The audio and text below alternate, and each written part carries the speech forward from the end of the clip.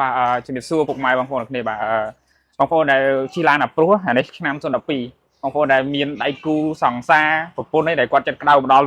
ឡានភ្លាមចង់បើកទ្វារភ្លាមហើយទ្វារវាអត់អានឡុកទាំង4នេះឥឡូវខ្ញុំមកប្រាប់វិធីសាស្ត្រដែលសិតឲ្យវាអានឡុកទាំង4បងប្អូនបាច់នេះណាបាច់ចូលមកឲ្យបានចុចនេះបានទ្វារវាអានឡុកទាំង4នេះឥឡូវខ្ញុំប្រាប់វិធីសាស្ត្របាទឥឡូវខ្ញុំឡុកសិនបាទនេះគឺវាជាប់ហើយបាទនេះជាប់ហើយបាទបានទេបាទនេះសោនឹងនៅចិត្តអីបាទឥឡូវវាឡុកហើយណាវាឡុកហើយអញ្ចឹងបានទេអញ្ចឹងកាមេរ៉ាដើម្បីអានឡុកទាំង4ហ្នឹងដែលគ្រាន់តែយើងមកដល់វាអានឡុកបានទាំង4ទ្វារហ្នឹងបងប្អូនចុច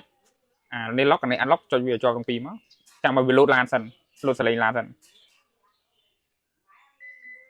អូខេនេះ screen វាបង្ហាញដាក់ទ្វារបើកទាំង4ហ្មងបាទឥឡូវយើងអានឡុកបានហើយអូខេមកអូខេបើកបានហើយឥឡូវខ្ញុំអានឡុកនេះខ្ញុំទុកសោនេះខ្ញុំបើកបាននេះបាននេះក៏បើកបានដែរឥឡូវខ្ញុំយកសោ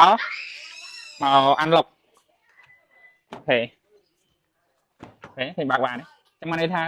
វានេះគឺវាអានឡុកទាំង4ហើយអញ្ចឹងអត់បាច់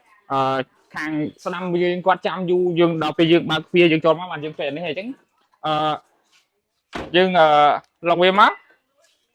អូខេដល់ពេលយើងតកុំមកដល់នេះអូខេបើកបានហើយខាងនេះក៏បើកបានដែរអូខេអញ្ចឹងងាយស្រួលលឿនសម្រាប់បងប្អូនដែលមានសង្សារក្តៅចិត្តលឿននេះដែលឲ្យគាត់ទាញយកនេះទាញហ្នឹងជាបញ្ហាមួយអូខេអញ្ចឹងខ្ញុំមានតែប៉ុណ្្នឹងទេ